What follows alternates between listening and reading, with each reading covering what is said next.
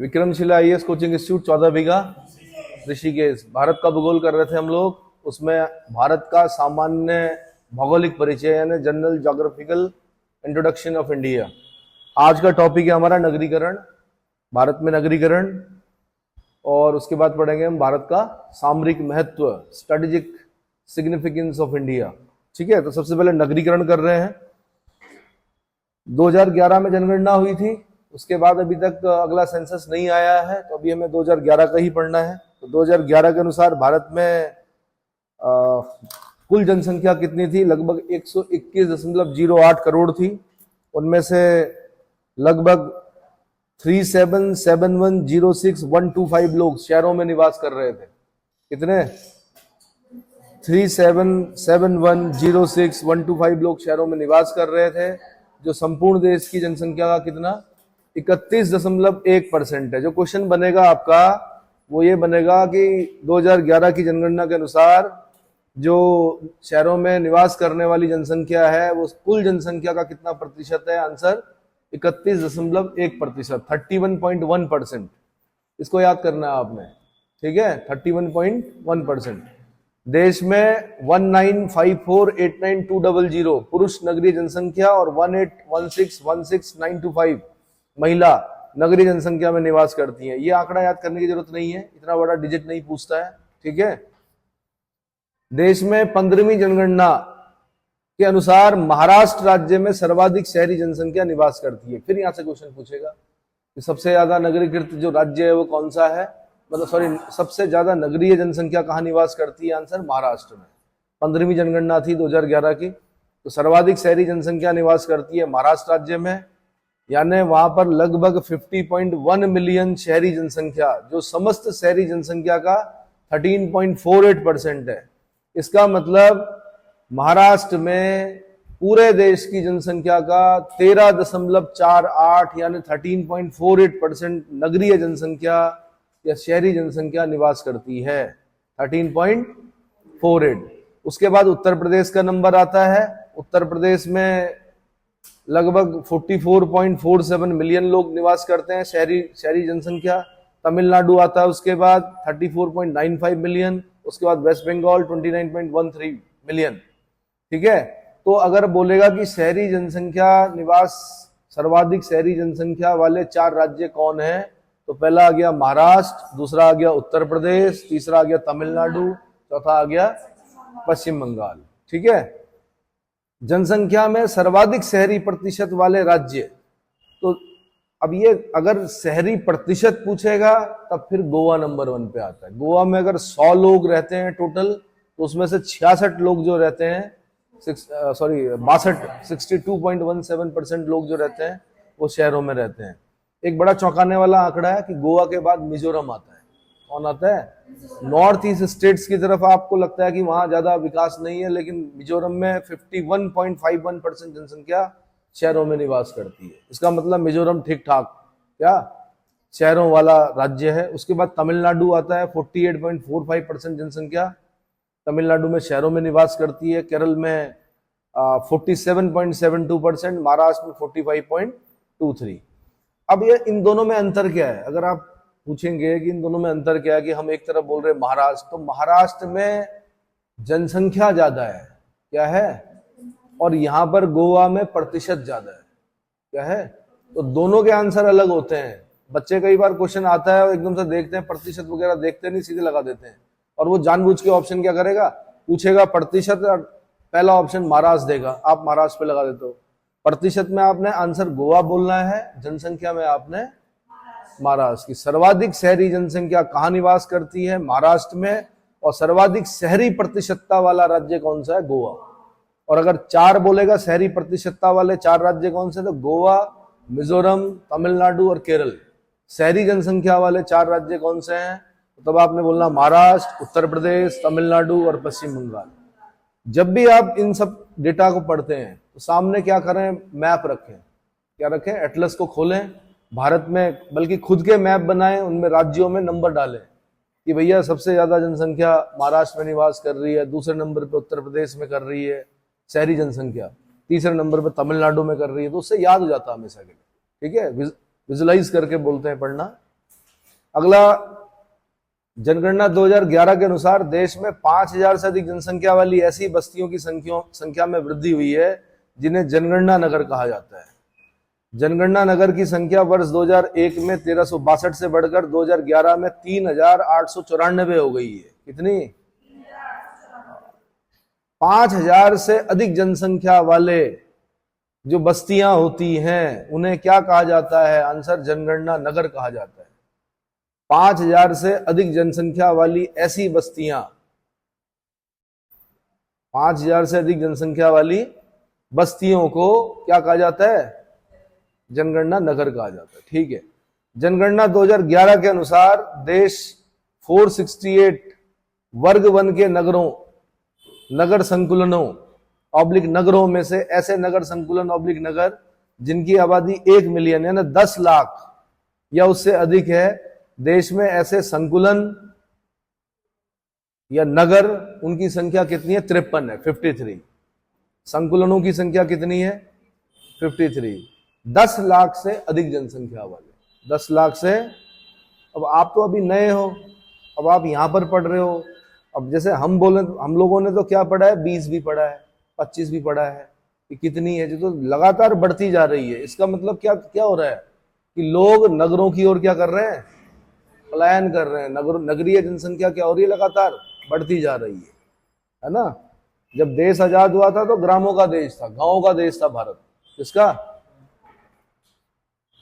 आप सब लोग जो यहाँ बैठे हैं, आपकी पिछली पीढ़ी या उससे पिछली पीढ़ी गांव में निवास करती रही होगी, लेकिन आप कहाँ कर रहे हो?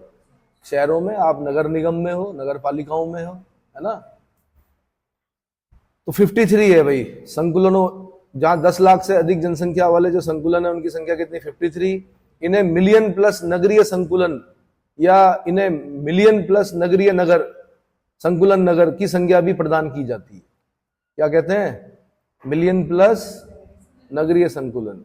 2001 में इनकी संख्या 35 थी, 35 से बढ़कर कितने हो गए? 53, यानी 15 और 3 18 बढ़ गए ऐसे 10 लाख से अधिक जनसंख्या वाले। नगरीय जनसंख्या का 42.6%, कितना? 42.6% देश के 53 मिलियन प्लस नगर संकुलनों में निवास करता है। यानी सब महानगरों में, मतलब अब मैं नगरों के अलग अलग प्रकार बताए थे मेरे ख्याल से जब मैं जनगणना बता रहा था। तो एक तो अभी आप पढ़ेंगे कि 40 लाख से अधिक जनसंख्या वाले नगर, तो वहां पर उतने लोग नहीं रह रहे हैं जितने कि कहां रह रहे हैं आपके 42.6%। कितने?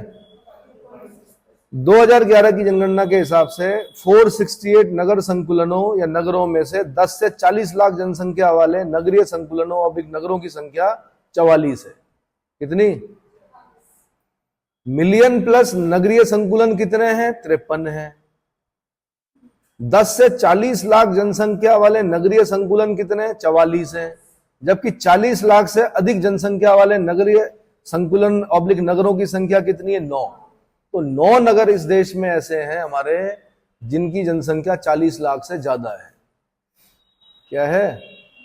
और इन 9 महानगरों में देश की नगरीय कुल नगरीय जनसंख्या का 23.8 यानी 23.8% भाग निवास करता है, जनसंख्या निवास करती है। कितनी? 23.8% जनसंख्या निवास करती है। पहले कितने थे? ये 7 थे, 2 बढ़ गए हैं। अगर 2001 की जनगणना में अगर हम देखें तो 40 लाख से अधिक जनसंख्या वाले जो नगरीय संकुलन थे उनकी संख्या कितनी थी? 7 थी। वर्तमान में या 2011 के अनुसार ऐसे 40 लाख से अधिक जनसंख्या वाले नगरीय संकुलनों की संख्या कितनी हो गई है? 9। इन 9 का नाम याद करना पड़ेगा। बृहत मुंबई, कौन? मुंबई में 1,84,00,000 लोग रहते हैं। कितने? 1,84,00,000, लगभग बता रहा हूं मैं, अप्रोक्सीमेट 18.41 मिलियन बोलते हैं वैसे, पर मैं बता रहा हूं कि कितने? 1,84,00,000 लोग रहते हैं। देखिए सही है डेटा? मिलियन में लगाइए। हाँ जी। दिल्ली में 1,63,00,000 लोग रहते हैं। कितने?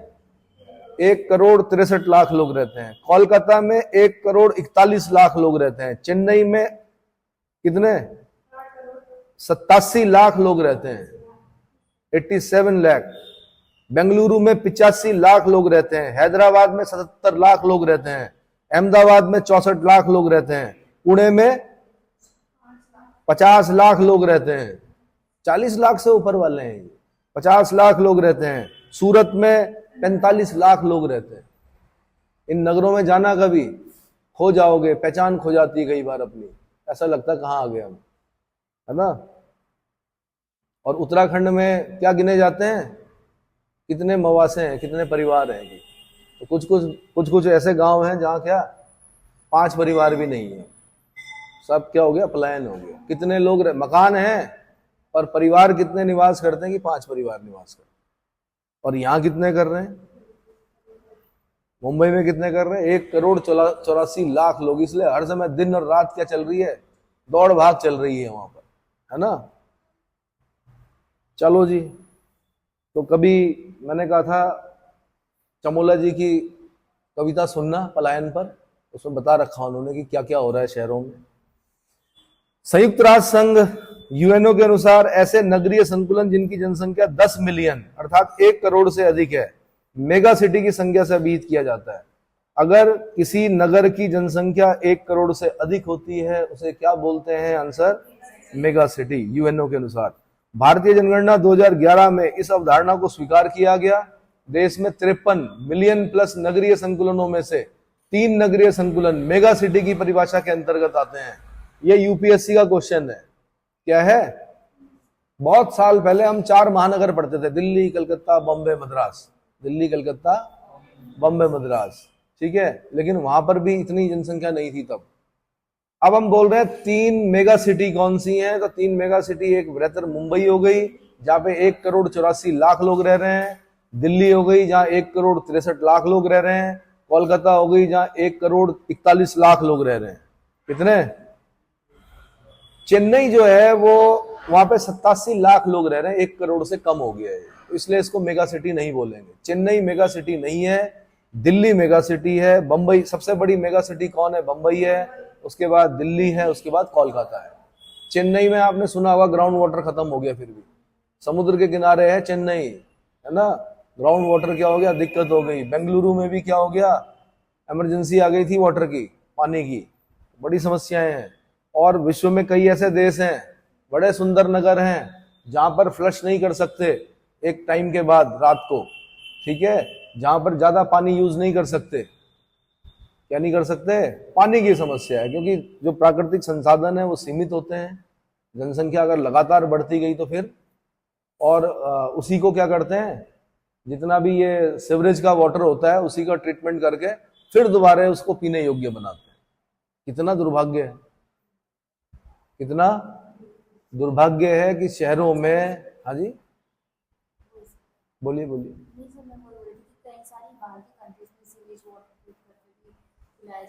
उसी का ट्रीटमेंट करके। आप सोच सकते हो, आप बोल रहे हो, खुश हो रहे हो, जर्मनी में है जी, हम जर्मनी के एक शहर हैम्बर्ग में चले गए माना आप, या किसी एक ऐसे शहर में चले गए जो नदी किनारे नहीं है, ठीक है, तो वहां पर जो सीवरेज है, जो जितना भी सीवर का वाटर होता है उसको फिर ट्रीटमेंट करके पीने योग्य बनाते हैं और उसको पीने के लिए लोग पीते हैं उस पानी को। तो क्या ऐसे देशों में जाना चाहेंगे, ऐसे नगरों में रहना चाहोगे, नहीं चाहोगे। लेकिन यहां भी वो स्थिति आने वाली है जल्दी, है ना। चलिए, उसके बाद मैं आपको बता दूं, हिंद महासागर के बारे में थोड़ा बता रहा हूं मैं कि हिंद महासागर जो है उसका पुराना नाम क्या है, रत्नाकर। हिंद महासागर का पुराना नाम क्या है, रत्नाकर। अगर हिंद महासागर का क्षेत्रफल वैसे पूछेगा नहीं, पर फिर भी 7.34 करोड़ वर्ग किलोमीटर, विश्व का तीसरा बड़ा महासागर है हिंद महासागर, विश्व का तीसरा बड़ा महासागर है। यह महासागर पूर्वी गोलार्ध में स्थित है। कहाँ है, ईस्टर्न हेमिस्फीयर में स्थित है, पूर्वी गोलार्ध में स्थित है। इसका अधिकांश भाग दक्षिणी गोलार्ध तथा कुछ भाग उत्तरी गोलार्ध में आता है। यह उत्तर की तरफ बंद और दक्षिण की तरफ खुला है। आप ग्लोब में देख सकते हैं हिंद महासागर को, ऊपर की तरफ बंद है, नीचे की तरफ खुला है। थोड़ा पार्ट इसका नॉर्दर्न हेमिस्फीयर में आ रहा है, बाकी पार्ट इसका सदर्न हेमिस्फीयर में आ रहा है। क्योंकि 0 डिग्री लॉन्गिट्यूड से इधर है इसलिए ईस्टर्न हेमिस्फीयर में बोल रहे हैं। क्या बोल रहे हैं, 0 डिग्री देशांतर से ईस्ट साइड में, इसलिए ईस्टर्न हेमिस्फीयर बोल रहे हैं, ठीक है। अंतरराष्ट्रीय हाइड्रोग्राफिक संगठन ने इसकी दक्षिणी सीमा को अंटार्कटिका महाद्वीप की उत्तरी आइस सेल्फ माना है। अब ये क्वेश्चन यूपीएससी का बना है कि हिंद महासागर की जो सीमा है, दक्षिणी सीमा, वो कहां तक मानी गई है, तो आपने बोलना है अंटार्कटिका महाद्वीप, अंटार्कटिका महाद्वीप की उत्तरी आइस सेल्फ, उत्तरी, ये यूपीएससी पूछती है ऐसे क्वेश्चन। आइस सेल्फ अंटार्कटिका महाद्वीप की बर्फ चादर का समुद्र में निकला हुआ भाग है जिसके नीचे जल गर्म रहता है तथा जहां अंटार्कटिका महाद्वीप का सर्वाधिक संपन्न जीवमंडल पाया जाता है। आपको पता है, वो बचपन से पढ़ते आ रहे हैं आप कि जी ऊपर बर्फ है, नीचे फिर भी मछलियां हैं। क्यों है? क्योंकि नीचे के पानी का टेम्परेचर 4 डिग्री सेंटीग्रेड होता है ना।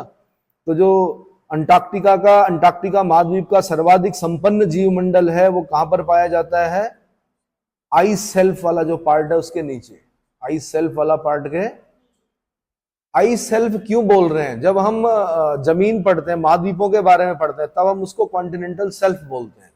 यहां पर क्योंकि अंटार्कटिका क्या है, पूरा बर्फ से ढका हुआ महाद्वीप है, आइस कैप्स है ना, तो इसलिए यहां पर हम वर्ड यूज कर रहे हैं आइस सेल्फ। इतना समझ में आ गया। मग्न तट, हिंदी में क्या बोलते हैं? महाद्वीपीय मग्न तट। तो यहां पर हम बोलेंगे क्या, आइस को क्या बोलेंगे? है वो तट, आइस से ढका हुआ तट है वो, ठीक है। चलिए, हिंद महासागर का विस्तार अंटार्कटिका महाद्वीप तक है और अंटार्कटिका, चलो, यह दक्षिणी अटलांटिक महासागर में केप टाउन से होकर गुजरने वाली देशांतर रेखा 19 डिग्री 22 मिनट पूर्वी रेखा द्वारा अलग माना जाता है।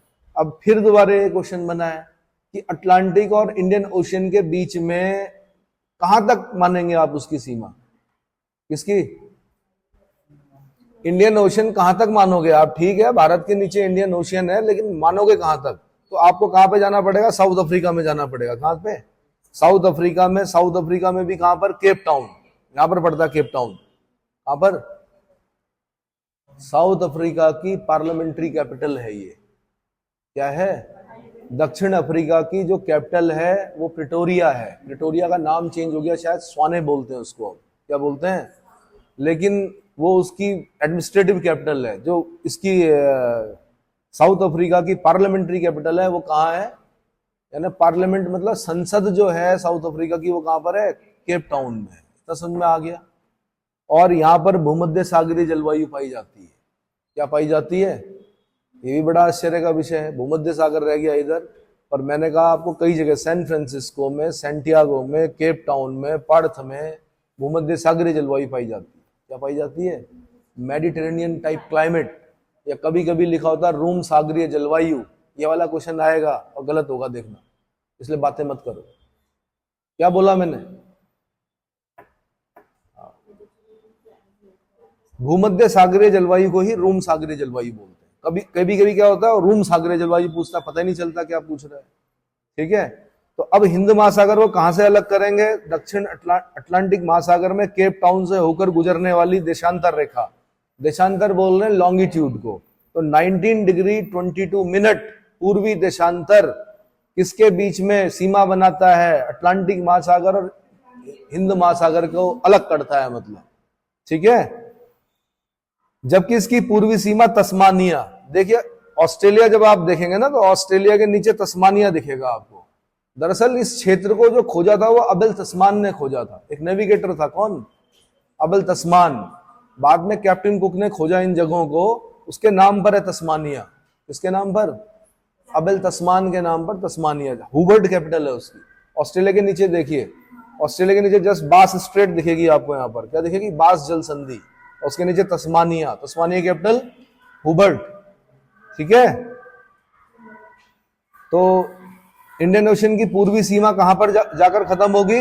तस्मानिया के दक्षिण पूर्व केप से होकर गुजरने वाली 147 डिग्री पूर्वी देशांतर, 147 डिग्री पूर्वी देशांतर रेखा द्वारा निर्धारित होती है। अब सुन लीजिए, अगर मैं क्वेश्चन बनाता टेस्ट में, मैं यही बनाता, इंडियन ओशन का मैं लॉन्गिट्यूडनल पोजीशन पूछता आपसे।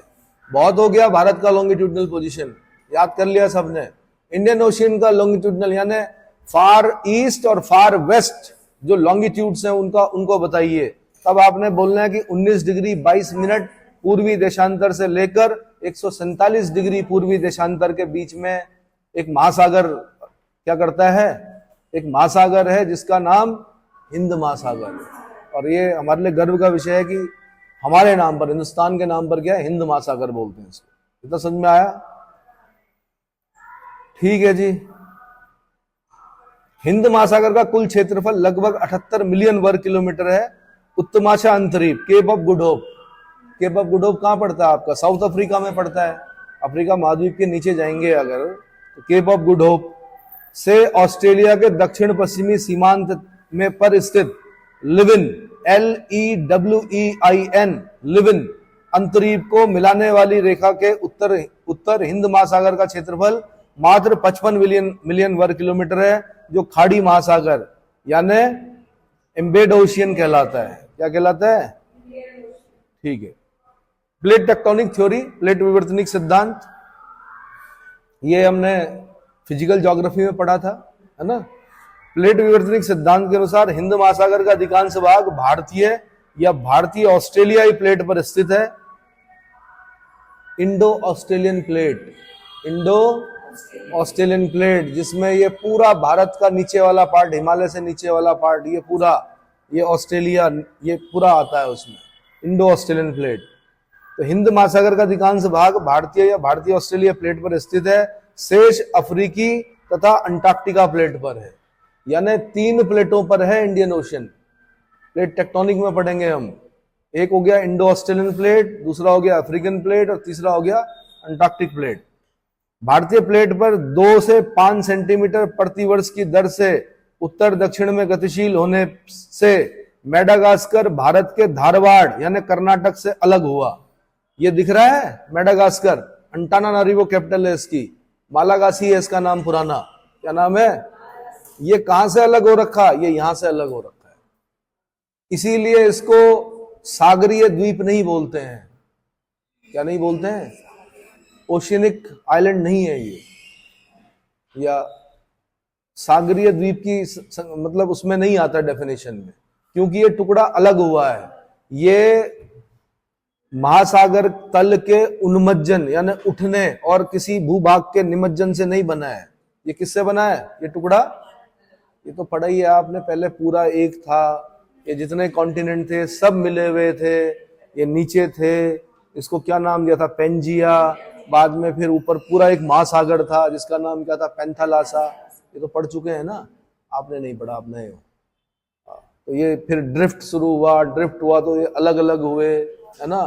फिर क्या हुआ कि अंगारा लैंड, गोंडवाना लैंड, उसके बीच में टेथिस सी, फिर गोंडवाना लैंड क्या नॉर्थ ईस्ट की डायरेक्शन में जाकर क्या हुआ? टकराया। ठीक है, वो प्लेट क्या हो गई? सबडक्शन हो गया वहां पर, उससे क्या हो गया? Folded mountain, youngest folded mountain जो हो गया हिमालय बना। क्या बना? ये सब पढ़ा है आपको, तो पता है। चलिए, इनको नहीं पता, अभी सीखेंगे जब नंबर आएगा। तो कहां तक पढ़ा मैं, कहां तक बताया मैंने कि मेडागास्कर भारत के धारवाड़ से अलग हुआ था। किससे? अभी जब हम भारत पढ़ रहे होंगे ना, तब वहां पे पढ़ाऊंगा मैं धारवाड़ क्रम की चट्टानें, कारवाड़ क्रम की चट्टानें, तो वहां पर आपकी समझ में आएगा थोड़ा मैप देखकर। तो धारवाड़ से अलग हुआ, जिसके फलस्वरूप हिंद महासागर के लगभग मध्यवर्ती भाग में समुद्र नितल प्रसारण यानी सी फ्लोर स्प्रेडिंग प्रारंभ हुआ, जिसके सारे अरब सागर में कार्ल्सबर्ग कटक। ये बड़ा हॉट क्वेश्चन है आजकल, बार बार पूछ रहा है, कार्ल्सबर्ग कटक कहां है? कुछ बच्चे बड़े खुश हो रहे हैं कार्ल्सबर्ग नाम सुन के। कार्ल्सबर्ग कटक कहां है? आंसर अरब सागर में। कहां पर है? Sea floor spreading, sea floor spreading बोलते हैं समुद्र नितल प्रसारण, समुद्र के तल का प्रसारण हुआ, जिससे क्या हुआ? कार्ल्सबर्ग कटक कहां पर? अरब सागर में है। बस इतना याद कर लीजिए, कार्ल्सबर्ग कटक कहां पर है। अब कटक होता क्या है? रिज बोलते हैं इसको। जैसे ये माउंटेन रेंज दिख रही है आपको, ये शिवालिक रेंज दिख रही है, महासागरों में गोता लगाओगे तो नीचे भी आपको ऐसा दिखेगा। इनको वहां पर रिजेस बोला जाता है। क्या बोलते हैं? रिज। ठीक है, कटक हिंदी में क्या बोलते हैं? तो कार्ल्सबर्ग कटक कहां है? आंसर अरब सागर में।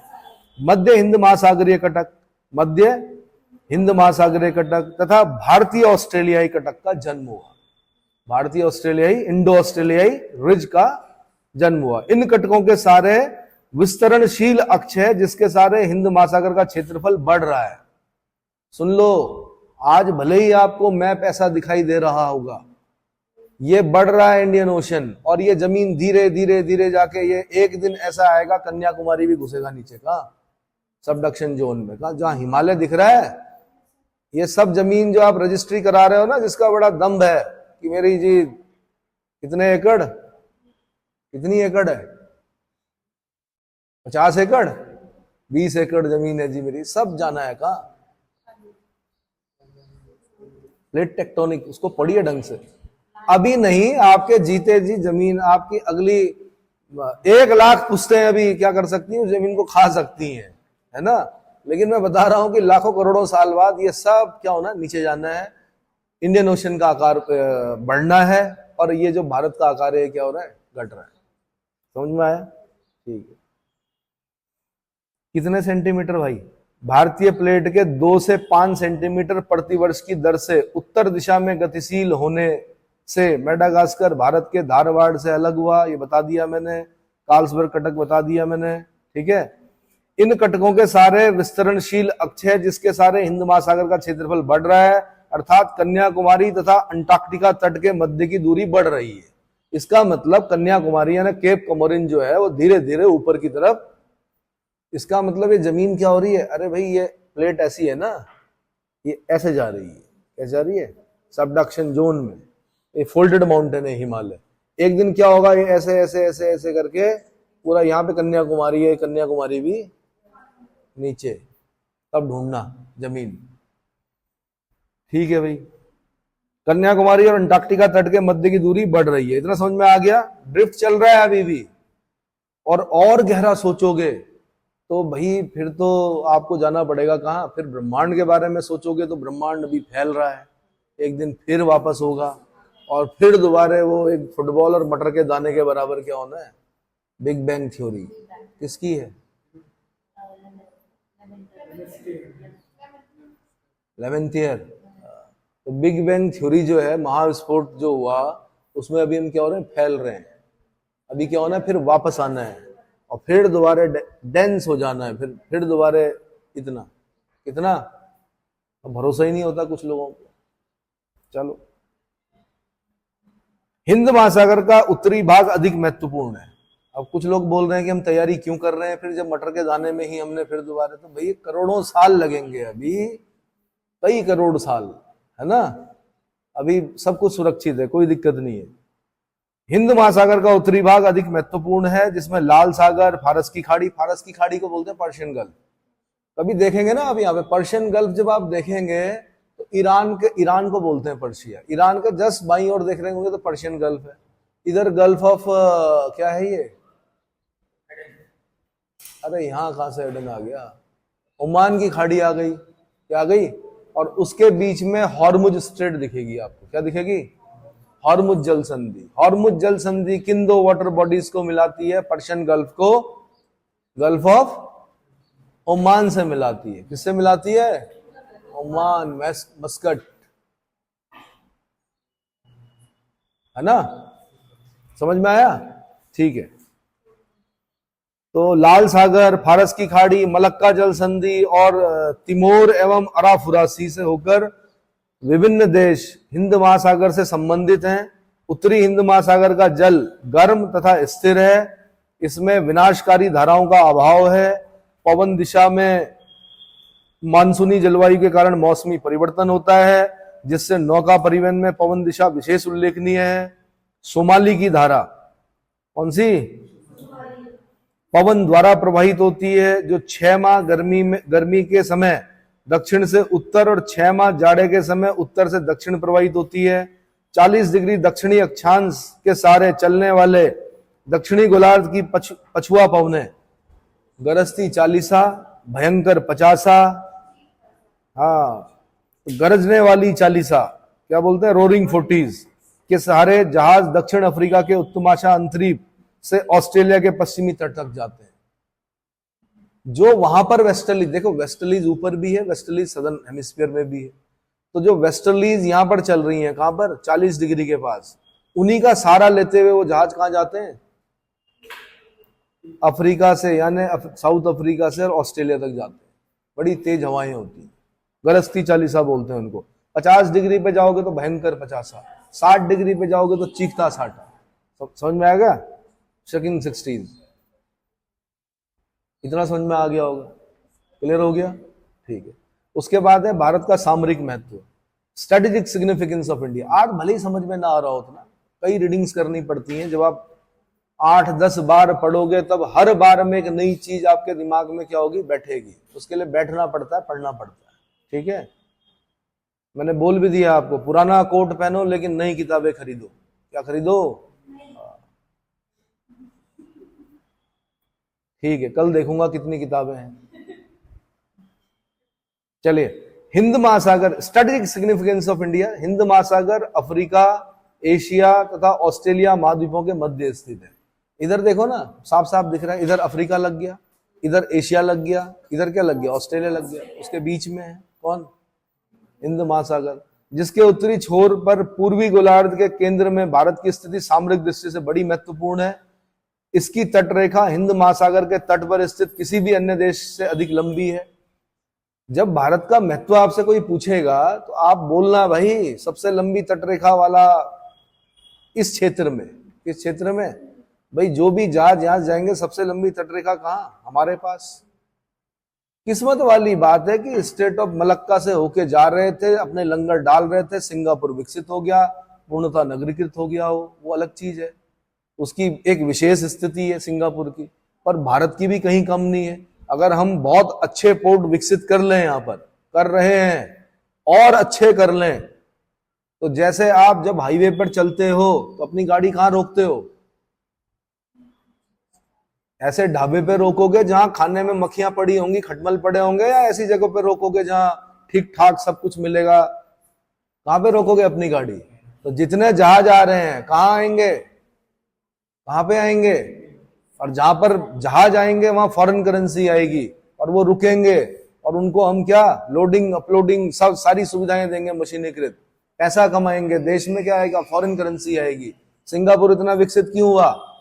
एक जगह पर जब अलग अलग लोग, अलग अलग देश के लोग अपनी अपनी मुद्राओं को लेकर आते हैं, तो इसका मतलब क्या है? वहां पर समृद्धि आती है। आपका क्षेत्र, ये क्षेत्र क्यों पिछड़ा हुआ है? क्योंकि यहाँ खाली क्या है, ये वाला जिस जगह पर ये इंस्टीट्यूट है, यहाँ पर क्या है, सिर्फ ये बाईपास बनाया, मतलब ये ट्रैफिक के लिए शॉर्टकट बनाया गया है। और आपका क्षेत्र क्यों विकसित हुआ?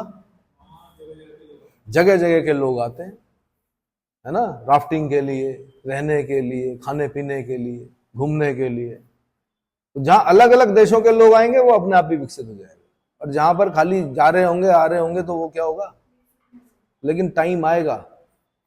एक गाना है, क्या है, अपना टाइम आएगा, आएगा एक दिन, ठीक है। कोटा जैसा शहर जिसको कोई नहीं पूछता था, एक दिन वहां एक कोचिंग इंस्टीट्यूट खुला, और उसके बाद क्या हुआ? आज पूरे कोटा की करेंसी जो है वो, मतलब कोटा की इकोनॉमी जो चलती है वो कोचिंग इंस्टीट्यूटों से चलती है। किससे चलती है? दिल्ली में एक जगह थी मुखर्जी नगर, बिल्कुल वीरान इलाका था, कोई नहीं जानता था उसको, डॉक्टर मुखर्जी नगर को।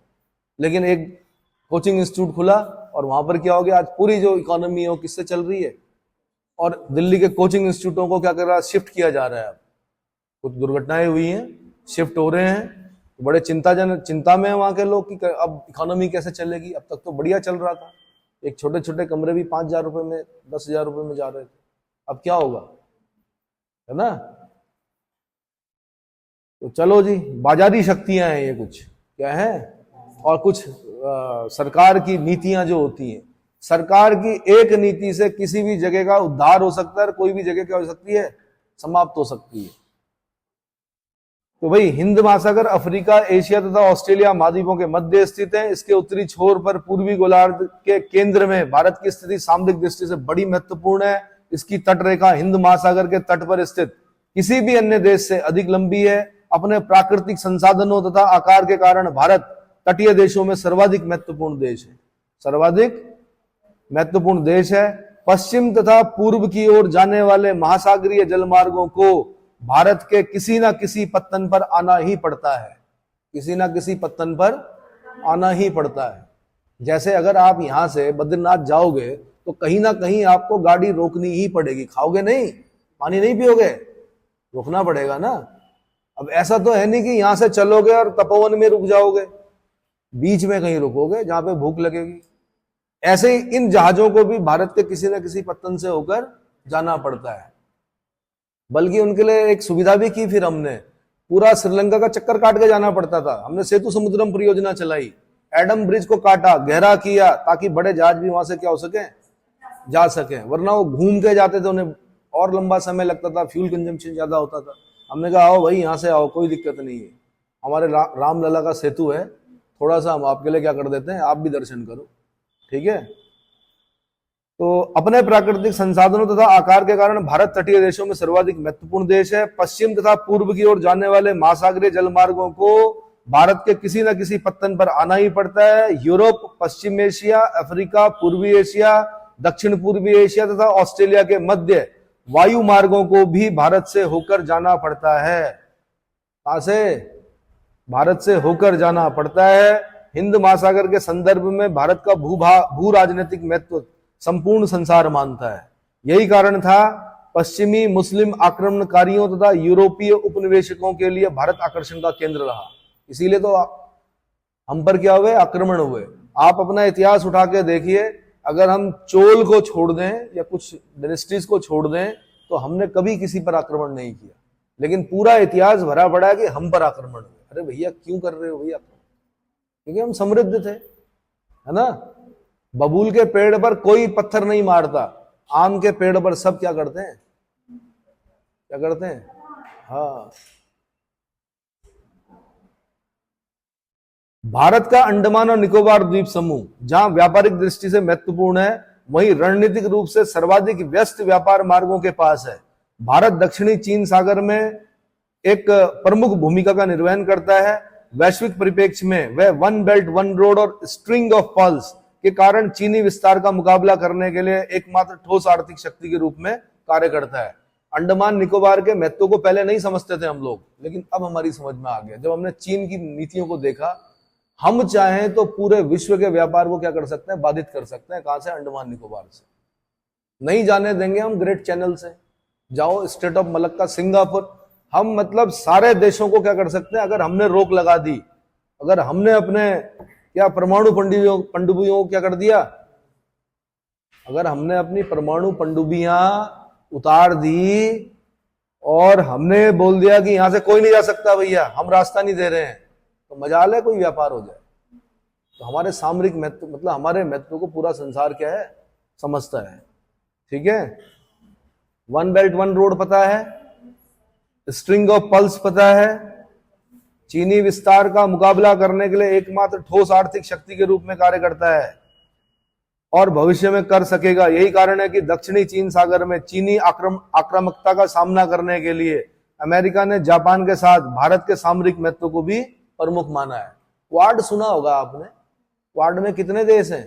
4 देश हैं, भारत है, जापान है, ऑस्ट्रेलिया है। और ये संगठन जब बनते हैं ना तो कुछ उसके पीछे विशेष कारण होते हैं। आपने खाली ये नहीं पढ़ना 4 देश हैं जी इसमें, क्यों है, आपने पढ़ना कि क्यों बनाया गया ये संगठन, ऐसी क्या जरूरत पड़ी। हाँ देखिए, महाशक्ति पहले कौन थे? 2 महाशक्तियां थी, एक अमेरिका था, एक रूस था। अभी एक तीसरी शक्ति उभर के आ रही है, आपका पड़ोसी चाइना, है ना।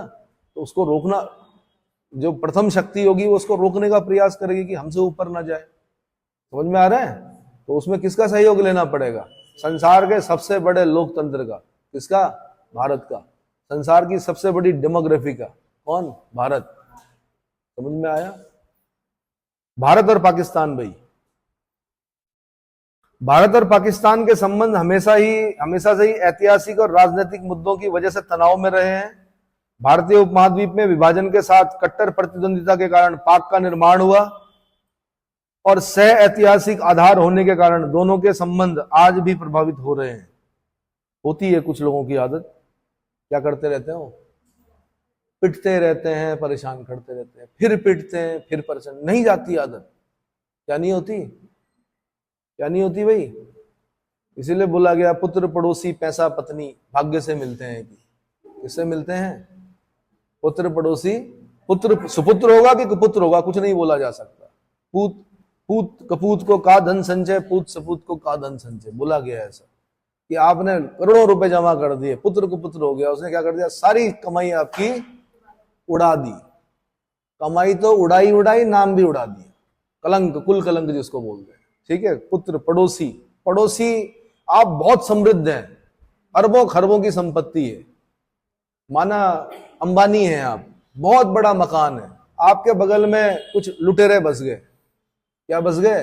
जो दिन रात सुबह जितनी बार आपकी गाड़ी जा रही उतनी बार पत्थर मार रहे। क्या कर रहे? कबाड़ फेंक रहे। क्या कर रहे? कुछ नहीं कर रहे तो कमेंट पास कर रहे। आप मानसिक तनाव में आ जाओगे, आपकी सारी संपत्ति धरी की धरी रह जाएगी। इसलिए पड़ोसी का अच्छा होना क्या है? नेवर फर्स्ट, सबसे पहले कौन? पड़ोसी का ध्यान रखना है। चलो जी, तो भारत और पाकिस्तान के संबंध हमेशा से ही ऐतिहासिक और राजनीतिक मुद्दों की वजह से तनाव में रहे हैं, और ये जब तक ढंग से कूटा नहीं जाएगा तब तक ऐसे ही रहेंगे। जहां भारत का निर्माण लोकतांत्रिक, पंथ निरपेक्ष, सामाजिक संस्कृति और बहुभाषी राज्य के रूप में हुआ, वहीं पाकिस्तान का निर्माण धार्मिक संकीर्णता और अतिवाद के आधार पर हुआ। शास्त्राणि जित्यापि भवन्ति मूर्खा, ऐसा बोला गया है कि अगर आप सब कुछ अपना जीवन पुस्तकों पर ही निर्भर कर दोगे तो भी आप क्या कहलाओगे? बदलते वक्त के साथ नहीं बदलोगे तो दिक्कत होगी। ठीक है, तो धार्मिक संकीर्णता और अतिवाद के आधार पर हुआ पाकिस्तान का निर्माण। फलतः उसने भारत विरोधी नीति को अपना मूल आधार बनाया। उनका आधार ही यही है। वो मतलब जब तक भारत का विरोध नहीं करेंगे रोज, तब तक सत्ता में नहीं रह सकते वो लोग। किसमें नहीं रह सकते? हाँ। विरोध की नीति का प्रमुख कारण अतीत से उत्पन्न कुछ मुद्दे रहे हैं, जैसे कश्मीर मुद्दा। अरे भैया, कश्मीर हमारा है, काहे उसमें क्या कर रहे हो? हस्तक्षेप कर रहे हो। भारत के विभाजन के बाद देशी रियासत कश्मीर का भारत में विलय हो गया, परंतु पाकिस्तान के द्वारा इसे स्वीकार नहीं किया गया तथा सामरिक और सैन्य दृष्टिकोण से कश्मीर के महत्व को देखते हुए पाकिस्तान इसे अपना भाग बनाने का प्रयास करता रहा, जबकि भारत शुरू से ही कश्मीर को अपना अभिन्न अंग मानता आया है। इस संदर्भ में 1994 में भारतीय संसद के द्वारा प्रस्ताव भी लाया गया, जिसमें स्पष्ट उल्लिखित है कि पाक अधिकृत कश्मीर भारतीय कश्मीर का अभिन्न अंग है। और सुनो, आप अपने जीते जी युवावस्था में ही पाक ऑक्युपाइड कश्मीर को भारत में देखोगे। क्या करोगे? क्या करोगे भाई?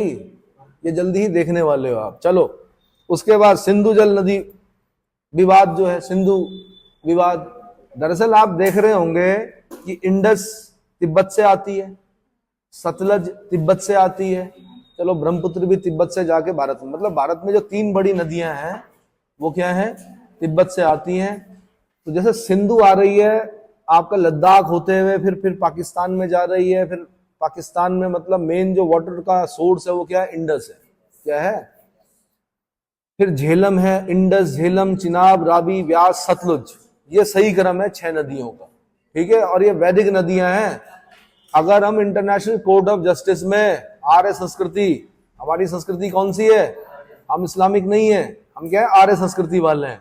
अगर हम वेदों का आधार बनाकर दिखा दें कि भैया ये हमारा स्थान है, हमारे पूर्वजों का स्थान है ना, दादा की संपत्ति पर पोते का अधिकार होता है, तो पूर्वजों की संपत्ति पर भी किनका अधिकार होगा? बाहर से आए हुए आक्रांताओं का नहीं होगा। किसका होगा? जो यहाँ के मूल निवासी होंगे। तो फिर ये तो पार्ट हमारा है।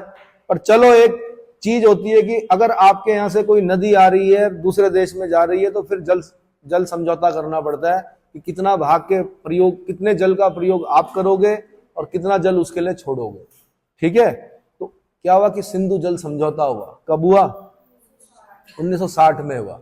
ऊपर की 3 नदियां जो इंडस, झेलम, चिनाब, उसके जल के 20%, कुल जल का 20% का प्रयोग हम कर सकते हैं। बाकी हम किसके लिए छोड़ते हैं? पाकिस्तान के लिए छोड़ते हैं। पर हम डैम बनाते हैं उसमें, 3 नदियों में हमने डैम बनाए हैं। ठीक है भाई, जल का प्रयोग तो करना ही है ना हमने भी, ये थोड़े कि पूरा का पूरा उसके लिए छोड़ देंगे। तो इंडस, झेलम, चिनाब, तो सिंधु जल समझौता कब हुआ? 1960 का है। कब का है? सतलुज, रावी और व्यास के जल का प्रयोग हम करते हैं। क्या करते हैं? हम करते हैं। पर हम ऐसे भी नहीं करते कि वहां कुछ जाता ही ना हो, करते हैं जितना हमें आवश्यकता होती है। उसके बाद तो सब ये एक तरह से आपस में मिलती हैं नदियां। सारा जल कहां जाता है? पाकिस्तान में जाता है। नदी जोड़ो योजना के तहत ऐसा भी कर सकते हैं हम, इन 3 नदियों के पूरे जल को हम क्या कर दें? पूरे भारत में ही वो कर दें, है ना। जब जब हम डैम बनाते हैं तब तब क्या होता है, पाकिस्तान रोता है कि जी डैम बना दिया इन्होंने, फिर वर्ल्ड बैंक में जाता रोते हुए, फिर वर्ल्ड बैंक से रेमंड लफेटे आते हैं, वो देखते हैं, वो कहते हैं यार तो ठीक तो है भाई, डैम बना रखा ना, डैम बना रखा, कोई खड्डा खोद के सारा पानी थोड़े डाल रहे हैं उसमें, प्रयोग कर रहे हैं, बिजली बना रहे हैं, पानी तो नीचे छोड़ा जा रहा है, और जितना 20% का यूज कर रहा है भारत, नियमों पर चलता है। फिर उसके बाद लताड़ पड़ती है पाकिस्तान को, फिर चुप हो जाता है वो, फिर वो योजना जो होती है राष्ट्र को समर्पित हो जाती है हमारे देश में, फिर हम दूसरी योजना पे काम करते हैं, फिर रोता है पाकिस्तान। तो इसको लेकर बार बार विवाद उत्पन्न करता है। कैसे? अभी तो आप नहीं समझे होंगे, लेकिन अब मकान बनाना कभी अपने आप समझ में आ जाएगा कि पड़ोसी कैसे विवाद उत्पन्न करते हैं। या रंग करना तो तब देखना आप, जिनके साथ बड़े क्या बोलते हैं, चीनी और पकवानों के संबंध हैं, कि जरा चीनी दे दीजिए और जरा क्या ये हमारे यहाँ ये बना है खा लीजिए, अचानक देखना संबंध कैसे बिगड़ते हैं। तो वैसे ही है ये मानव प्रवृत्ति है, ये पेंगुइन्स में भी होती है। पेंगुइन्स भी क्या करते हैं, अगर उनकी जगह पे कोई आ गया तो फिर मतलब मार मार के दूसरे वाले को खत्म कर देते हैं। चलो 1960 में सिंधु नदी समझौते के अंतर्गत सिंधु, झेलम और चिनाब को पाकिस्तान की नदियों के रूप में, जबकि सतलुज, रावी और ब्यास पर भारत के नियंत्रण को स्वीकार किया गया। इस समझौते के द्वारा भारत को पाकिस्तान की नदियों के जल के सीमित प्रयोग यानी 20%, आपने याद करना 20% प्रयोग करते हैं हम 3 नदियों का। कितना? इस मुद्दे पर पाकिस्तान द्वारा यह आरोप लगाया जाता है कि भारत पाकिस्तान के हिस्से के पानी का प्रयोग कर रहा है, जबकि भारत के अनुसार ग्लेशियर और वर्षा कम होने के कारण सिंधु नदी में पानी का प्रवाह कम हो रहा है। क्या हो रहा है? किंतु सिंधु नदी के पानी का मुद्दा उठाकर पाकिस्तान सीमा पार आतंकवाद से ध्यान भटकाना चाहता है, अपने आप गोलियां चला रहा है, और भटकाना, ध्यान भटकाने के लिए क्या बोल रहा है कि जी पानी का प्रयोग भारत ने कर दिया। चलो अगला, आतंकवाद का मुद्दा। आतंकवाद का मुद्दा, पाकिस्तान द्वारा कश्मीर में आतंकवाद, अलगाववाद व उग्रवादी संगठनों को बढ़ावा देने के साथ साथ भारत के विरुद्ध छद्म युद्ध यानी प्रॉक्सी वॉर भी चलाया जा रहा है, जिसमें 2001 में भारतीय संसद पर हमला। बड़ा दुर्भाग्यपूर्ण दिन था वो। आप लोग तो उस समय मेरे ख्याल से पैदा नहीं हुए थे। हम लोगों ने देखा है कि भारतीय संसद पर हमला हुआ। शुक्र है कि अंदर जो पार्लियामेंटेरियन थे वो नहीं, किसी की हत्या नहीं हुई।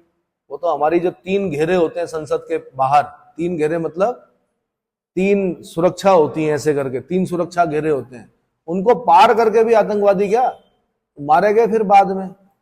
लेकिन लोकतंत्र की जो आत्मा होती है वो संसद होती है, उस पर हमला कर दिया और उसका जवाब नहीं दिया हमने। ये बड़ा दुर्भाग्यपूर्ण था। आज की बात होती, आज करके देखो संसद पे हमला, अगर पता चल गया तो फिर मेरे ख्याल से मुझे नहीं लगता कि इस्लामाबाद और लाहौर और क्या नाम है कराची ये सुरक्षित रहेंगे। समझ में आया? तो 2001 में भारतीय संसद पर हमला हुआ, 2008 में मुंबई पे हमला हुआ, ताज होटल पे हमला हुआ। भाई क्या कर रहे थे लोग? बैठे हुए थे, खाना खा रहे थे, कुछ इजरायली थे, कुछ विदेशी थे, कुछ हमारे लोग थे, ताज पे हमला कर दिया। भाई क्यों कर रहे हो? इसका मतलब आप हमारे यहाँ अस्थिरता पैदा करना चाह रहे हो, है ना? फिर क्या बोलते हैं, पठानकोट पर हमला हो गया, उरी पर हमला हो गया, उरी पर देखा होगा आपने, है ना? पाकिस्तान उन आतंकी संगठनों जैसे लश्कर तैयबा, जैश-ए मोहम्मद को प्रशिक्षण व वित्तीय सहायता उपलब्ध कराता है, जो कश्मीर के साथ साथ भारत के विरुद्ध हिंसात्मक घटनाओं में शामिल होते हैं। उसके बाद है सर क्रीक विवाद। क्या है? Sir creek. सर क्रीक एक ज्वारीय मुहाना है, गुजरात में पड़ता है। सर क्रीक, कोरी क्रीक और गोदिया क्रीक, जो भारत और पाक के मध्य एक प्राकृतिक सीमा बनाता है। यह गुजरात राज्य में कच्छ की खाड़ी के उत्तर में स्थित है। आंतरिक जल प्रवाह के कारण यह एक नमकीन दलदली भाग है, जिसमें लूणी नदी अजमेर के किनारे जो बहती, अजमेर जिसके किनारे है, लूणी, लूणी बोलते हैं, वैसे लूनी हो गया उसका नाम, खारा पानी है इसका, तो लूणी, तथा अन्य छोटी नदियां गिरकर सूखती हैं। कच्छ के रण का कुल क्षेत्रफल 20720 वर्ग किलोमीटर है, जिसके 9065 वर्ग किलोमीटर क्षेत्रफल पर पाकिस्तान दावा करता है। पाकिस्तान के अनुसार कच्छ का रण एक झील है जो भारत और पाकिस्तान के मध्य स्थित है, इसलिए अंतर्राष्ट्रीय कानून के अनुसार इस पर दोनों का अधिकार होना चाहिए। इसके विपरीत भारत इसको झील नहीं अपितु एक दलदल मानता। दलदल ही है भाई। बीएसएफ के जवानों को देखना, ड्यूटी करनी पड़ती है, दलदल में जाना पड़ता है, गमबूट्स क्या बोलते हैं उनको, ऊपर तक पहनने पड़ते हैं, थाइस तक, और तब जाते हैं उस दलदल में ड्यूटी करने के लिए। दलदल है वर्तमान भारत पाक सीमा रेखा रन ऑफ कच्छ के 24 डिग्री उत्तरी अक्षांश, 24 डिग्री पैरेलल, ये आईएएस का क्वेश्चन है।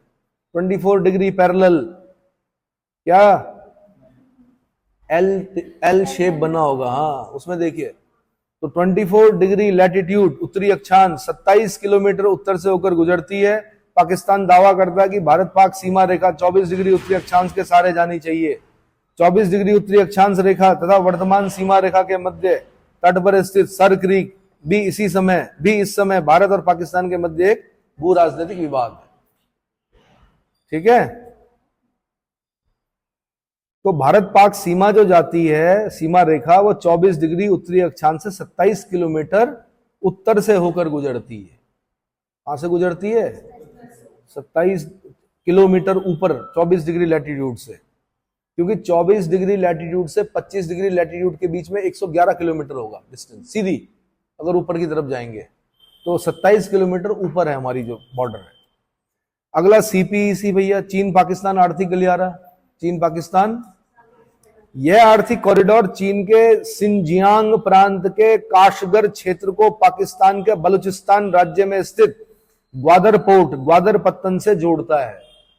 बड़ा बवाल हो रखा बलूचिस्तान में। अफगान बलूची जो हैं वो अपने आप को पाकिस्तानी नहीं मानते हैं, है ना। कौन थे? खान अब्दुल गफ्फार खान। कौन थे? सीमांत गांधी, फ्रंटियर गांधी। हाँ, वो भी नहीं मानते थे, पाकिस्तान में मिलना नहीं चाह रहे थे। वो तो कह रहे थे कि हमें भेड़ियों के सामने फेंक दिया आपने। ये भी नहीं मानते हैं। कौन? अफगान बलूची भी नहीं मानते हैं। ठीक है, बड़ी लड़ाकू ट्राइब है ये। कौन? अफगान बलूची। पाकिस्तानी सेना अगर डरती है तो अफगान बलूचियों से डरती है। अकबर के समय में अकबर का एक प्रिय व्यक्ति अफगान बलूचियों के विरुद्ध लड़ते हुए मारा गया था। बताओ तो कौन था? जिन्होंने अकबर की नहीं सुनी, बोलो कौन? मेरे ख्याल से बीरबल। चेक करना जरा, अफगान बलूचियों के विरुद्ध लड़ते हुए मारा गया कौन? हाजी महेश दास। चेक करो। तो अफगान, ये बलूचिस्तान तक ग्वादर पोर्ट। अब पाकिस्तान ने क्या कर दिया? चीन को ग्वादर पोर्ट दे दिया। हमें उसकी प्रतिक्रिया में क्या करना पड़ा? चाबहार बंदरगाह विकसित करना पड़ा हमें। चाबहार बंदरगाह कहाँ है? ईरान में है। ईरान सबसे बड़ा शिया देश है। चाबहार बंदरगाह से हम वो ऊपर अफगानिस्तान तक रोड बनाने का क्या कर रहे हैं? खर्चा कर रहे हैं वहां पर। समझ में आ गया? तो ग्वादर पोर्ट से जोड़ता है कौन? CPEC, China Pakistan economic corridor. Xinjiang प्रांत याद करना है, ग्वादर पत्तन याद करना है। यह कॉरिडोर पाकिस्तान अधिकृत कश्मीर से होकर गुजर रहा है, तो वैधानिक रूप से भारत का भाग है तथा भारत के लिए सुरक्षा के लिए एक बड़ी चुनौती है। इस प्रोजेक्ट के माध्यम से चीन की पहुंच मध्य पूर्वी अफ्रीका और यूरोप की ओर आसानी से हो जाएगी और वह इस क्षेत्र में अमेरिकी प्रभुत्व का मुकाबला कर सकेगा। सीपीईसी। ठीक है, अगला सियाचिन विवाद, सियाचिन ग्लेशियर। जम्मू कश्मीर के लद्दाख जिले में काराकोरम श्रेणी पर स्थित, ध्यान रखना भाई, काराकोरम हिमालय का पार्ट नहीं है। हिमालय को ट्रांस हिमालय में आता है काराकोरम। किसमें आता है? और भारत की जो सबसे ऊंची चोटी है K2 गॉडविन ऑस्टिन, वो काराकोरम में है। भारत में सबसे ऊंची चोटी कौन सी है? K2 Godwin Austen. किसमें आती है? लेकिन अगर पूछेगा भारत में हिमालय की सर्वोच्च चोटी, तब आपको सिक्किम जाना पड़ेगा। सिक्किम में कौन? कंचनजंगा, खगचेंद्रजोंगा। और अगर आप उत्तराखंड में पूछोगे सर्वोच्च चोटी कौन, तो आपको नंदा देवी, है ना, और दूसरी कामेट। ये 3 क्वेश्चन बनने की संभावना होती है। तो जम्मू कश्मीर के लद्दाख जिले में काराकोरम श्रेणी पर 72 किलोमीटर लंबा, 2 से 8 किलोमीटर चौड़ा एक विवादास्पद ग्लेशियर है। इसकी समुद्र तल से ऊंचाई 5700 मीटर है, जहां तापमान -50 डिग्री सेंटीग्रेड होता है। सेना के लोग यहाँ पर रहते हैं। कहां पर? सियाचिन ग्लेशियर में। बड़ा खतरनाक भूगोल है यहाँ का। यहाँ पर ड्यूटी करना मतलब, यहाँ ऐसे नहीं होते कि 3 साल तक ड्यूटी कर रहे हैं, 6-6 महीने, 3-3 महीने, 4-4 महीने। और कैजुअलिटीज भी होती हैं यहाँ पर। किसकी वजह से? हाई एल्टीट्यूड और कम टेम्परेचर की वजह से। समझ में आया? सारा राशन पानी जितना भी करोड़ों रुपए खर्च होते हैं वहां तक राशन पानी पहुंचाने में, एमुनिशन पहुंचाने में, कहां तक? सियाचिन में। और सियाचिन में बैठने का कारण क्या है? इधर से अक्साई चीन हो गया, इधर से पाक अधिकृत कश्मीर, उन दोनों के बीच में हम उसको मिलने नहीं देते। जब से हम बैठे हैं तब से हम वहां से हटे नहीं। समझ में आ गया? अब सियाचिन ग्लेशियर के मध्य में से साल्टोरो श्रेणी जाती है, जिसके उत्तर पश्चिमी भाग में पाकिस्तान अधिकृत कश्मीर में केटू चोटी स्थित है। इसी के पास से होकर काराकोरम दर्रे से पाकिस्तान एवं चीन के मध्य काराकोरम उच्च मार्ग यानी काराकोरम हाईवे जाता है, हाईवे स्थित है। सियाचिन ग्लेशियर का दक्षिण पूर्वी 2/3 भाग भारत के अधिकार में है। काराकोरम ग्लेशियर से नुब्रा नदी दक्षिण बहकर श्योक नदी में मिलती है। ये ध्यान रखना जरा, सियाचिन ग्लेशियर के आसपास से नुब्रा घाटी भी है, नुब्रा नदी भी निकलती है, श्योक नदी में मिलती है। नुब्रा मेरे ख्याल से डिस्ट्रिक्ट भी बन गया शायद, लद्दाख का डिस्ट्रिक्ट बन गया, हाँ नया डिस्ट्रिक्ट बना है। भारत की थल सेना नुब्रा घाटी से होकर ही सियाचिन ग्लेशियर पहुंचती है। यहां से क्वेश्चन बना हुआ है, किस घाटी से होकर? नुब्रा घाटी से होकर। अलग अलग होता क्या, रास्ते कहां से बनाते हैं हम लोग? नदियों के किनारे। जैसे वहां गलवान बात सुना था, तो गलवान से होकर जा रहे थे हम। यहां पर जो सियाचिन जाना है तो नुब्रा घाटी से होकर जाएंगे। सियाचिन ग्लेशियर में 3 दर्रे हैं, जिसमें से ग्रेसर ब्रूम, साल्टोरो और बिलाफोंडला दर्रा भारत के अधिकार में है, जबकि ग्योंगला दर्रा पाकिस्तान। ये आईएएस का क्वेश्चन है भाई। कौन सा? 3 दर्रे कौन से? ग्रेसर ब्रूम, साल्टोरो और बिलाफोंडला दर्रा। ये क्वेश्चन बने हुए हैं। पाकिस्तान वाला दर्रा कौन सा है? ग्योंगला दर्रा।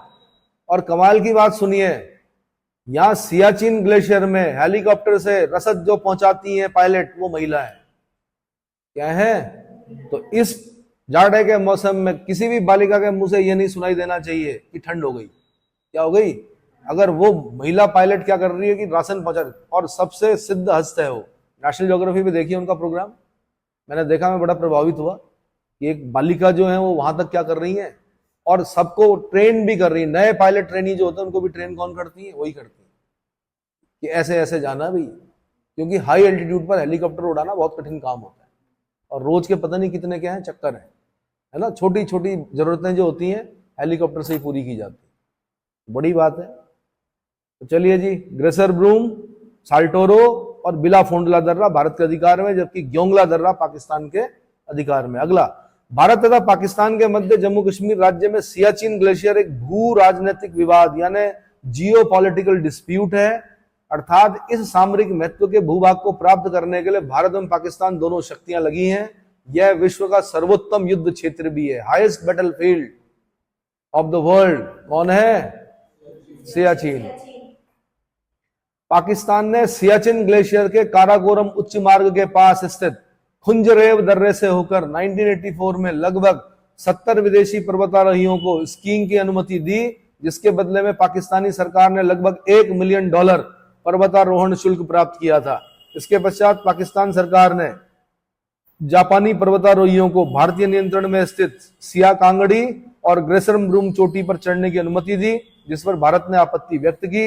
इस पर पाकिस्तानी स्थल सेना ने साल्टोरो श्रेणी पर सियाचिन निरीक्षण केंद्र स्थापित किया, जिसका भारतीय सेनाओं ने मुंह तोड़ जवाब दिया। क्लिफ हैंगर देखिएगा, उसमें भी दिखाएंगे आपको। एक वो आता है उसमें क्लिफ हैंगर में कि वो पाकिस्तानी सेना के पास जा रहे होते हैं, तो उनके पास कुछ ऐसा लिक्विड, ऐसा केमिकल होता है जिससे क्या होता है, ब्लास्ट होता है। और फिर वहां पे वो बताते हैं कि अब हिंदुस्तानियों को जगाने का टाइम आ गया, फिर फायर करते हैं। मतलब रोज सुबह उठ के क्या करनी? फायरिंग करनी। क्यों करनी है? कि गुड मॉर्निंग बोल रहे हैं। क्या बोल रहे हैं? तो कुछ देखना आप उसमें। क्लिफ हैंगर एक पिक्चर है, बड़ी गजब की पिक्चर है, देखिएगा उसको। भारत ने 13 अप्रैल 1984 से सियाचिन ग्लेशियर से पाकिस्तान सेना को वापस भेजने के लिए एक ऑपरेशन मेघदूत शुरू किया। तब से लेकर अब तक सियाचिन ग्लेशियर विवाद चल रहा है। इन सब बिंदुओं को देखते हुए कह सकते हैं कि भारत पाक के बीच सहयोग की बजाय विवाद के मुद्दे अधिक हैं और दोनों के संबंध अत्यधिक जटिल और दुर्भावना से परिपूर्ण है। ऐसे में संबंध का निर्वहन करना बहुत कठिन है।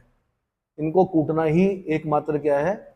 उपाय है। इनका इलाज आयुर्वेद नहीं, गोलियां है। क्या है? सुना है आपने? एक ऐड आता था वैसे कि इनका इलाज गोलियां नहीं आयुर्वेद है, पर मैं उल्टा बोल रहा हूं कि इनका इलाज आयुर्वेद नहीं है, इनका इलाज क्या? गोलियां। एक बार ढंग से कूट दो ताकि दोबारा क्या ना हो, सिर ना उठाएं।